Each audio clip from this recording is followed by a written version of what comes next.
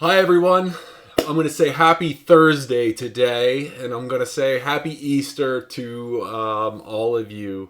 No Friday video this week because we're going to be closed at my employer, and I'm going to be spending time getting ready for a 2-week trip to China, South Korea, and Japan, along with spending some time with my family.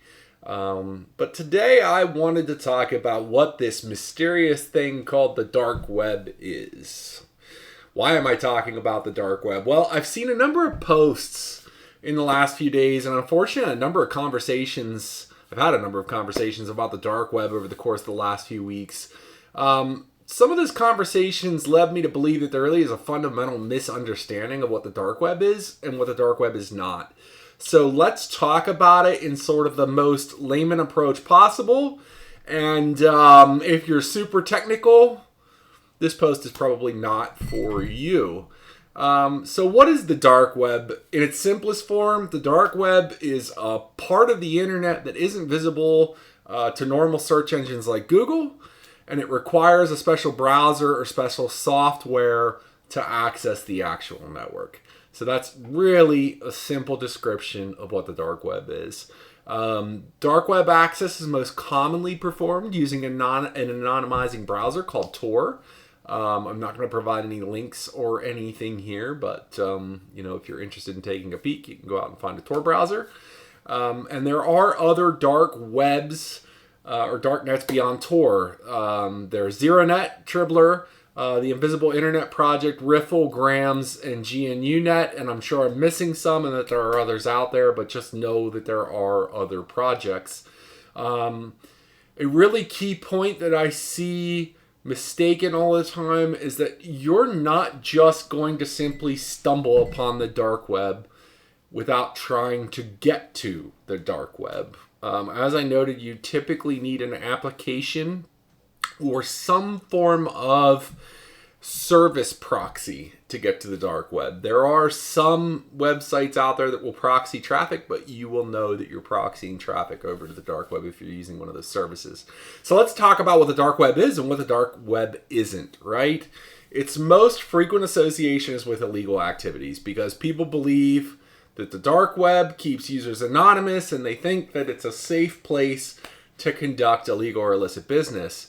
There's a market on the dark web for things like stolen data, drugs, counterfeit money, revenge pornography, and other illicit things that people associate with the dark web. The websites on the dark web almost exclusively add a .onion as the root level domain. So why do they do that? So a little bit of a backstory. Tor and the dark web are all based around layers of encryption that are designed to keep you anonymous. And so people relate the .onion root domain to peeling back the layers of an onion, with each layer being peeled back being another layer of encryption. So if you see a URL presented to you with a .onion address instead of a .com, .net, .org, or so forth, you're going to be heading into dark web territory. But again, you're going to need a browser of some sort or an application of some sort to proxy that data over to the dark web. That all being said, another misconception that I really want to clear up is that not everything on the dark web is illegal, suspicious, or nefarious. I'm going to reference 2 studies here because I'm an academic and I want to reference 2 studies. So a study by Daniel Moore and Thomas Ridd of King's College in London cataloged what they could of the dark web over 5 weeks in 2015 and found that only 57% of the content was illicit. So you're saying, okay, that was 2015. What about now? A more recent 2020 study by a gentleman by the name of Dr. Michael Maguires from the University of Surrey showed that at the end of 2019, so sort of 2020 timeframe, 60% of the content on the dark web was harmful. So a slight increase there, but still not 100%. So let's talk about what's legitimate on the dark web. no law and no law and order or special victims unit here, but it's not inherently illegal to access the dark web. Can it be dangerous? Sure. Is it illegal? Absolutely not. The dark web is certainly synonymous with illegal activity, but there are reputable brands and companies that have sites accessible via the dark web. So what are some of the potentially legitimate uses? Notice I didn't say legal there, and you'll see why in a second. One is for folks that live in authoritarian countries around the globe that need to enable anonymous communication for whatever reason. And that was a mouthful. But take, for instance, an example where someone in a country doesn't get access to news and they want to access something like the Guardian newspaper on the dark web to access news that is otherwise blocked by a nation state. There are entities and news groups like the CIA and the Guardian News that allow you to share information with them privately and confidentially over the dark web. There are chess clubs. There is a Facebook-esque element of Tor called Black Book. From a cybersecurity perspective, so let's talk about business a little bit. I have team members that are frequently on the dark web looking for chatter about new data exfiltration techniques, ransomware events, published 0 days, and all sorts of cybersecurity things that help us be a bit more proactive in our defense of our organization. Beyond cybersecurity things, what other sorts of stuff have I seen? Let's talk about performance. Well, performance is frankly terrible. You generally need to have a great deal of patience as you wait for things on the dark web to load, and half the time, the .onion sites are just simply unavailable. So I want to talk about another fallacy here, and that is the dark web private? I would say, and this is personal opinion, you should never have an expectation of privacy on the dark web, regardless of how it's marketed. Why do I say that? Well, there's a few examples of takedowns by various different government entities.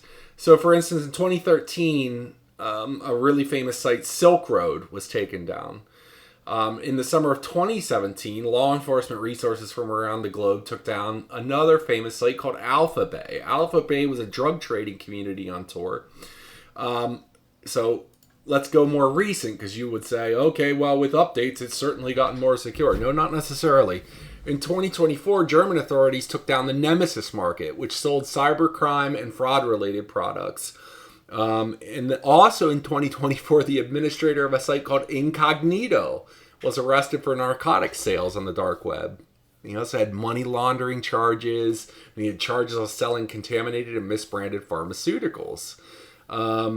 Several popular cybercrime forums like Breach Forums and Cracked.io that folks use for both legitimate and nefarious purposes on the dark web have been taken down repeatedly in 2024 and 2025, with operators being arrested and the sites popping back up, run by a different administrator. So the reality of it would be, if you look at some of these stories, or fact, if you will, even if the operators of the sites or the sites themselves get taken down, law enforcement still eventually catches up and brings the operators to justice. How is law enforcement doing it? Let me speculate a little bit, because I don't know. I'm not in law enforcement. I'm in cybersecurity, but I can make a few guesses. The Tor network attempts to anonymize your identifying IP address by relaying it through different nodes on the network. You can think about it as just different computers on the network, and encrypting the traffic along the way and peeling the onion back along the way. I know, a little bit technical, but all that encryption doesn't do much to protect against ordinary software vulnerabilities on websites themselves. These websites on the dark web still use things like PHP, HTML, Java, and other things that can be exploited using what we call 0 days or vulnerabilities that are present on the sites.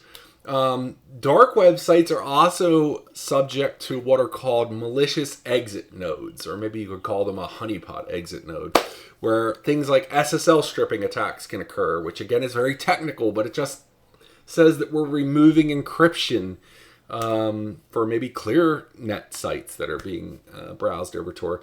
So would I feel comfortable that operating on Tor is truly anonymous? Absolutely not. No way. I'm not going to get into deep web versus dark web terminology differences here, but I wanted to share some thoughts overall. So in conclusion, is the dark web real? Absolutely. However, to end up on the dark web, you need to configure software and authorize access to actually get to the dark web. So kind of forget about some of the stuff that's out there and is being portrayed in the media or the way that Law & Order SVU portrays it. As much as I love Law & Order SVU, everything's grounded in a little bit of reality, but it's not exact. You're not just going to click on a link and accidentally end up there.